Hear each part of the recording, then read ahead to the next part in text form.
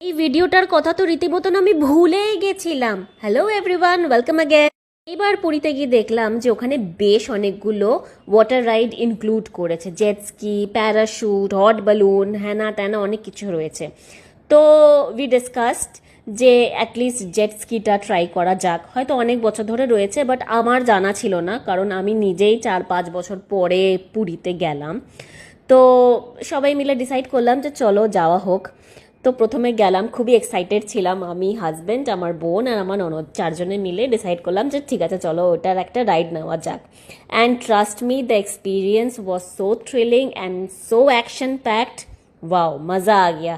এত সুন্দর, এত ভালো লেগেছে কি বলবো। সমুদ্রে একে অপরের সাথে মজা তো আমরা করছিলামই, প্রচুর সেলফি তুলেছি, প্রচুর আনন্দ করেছি।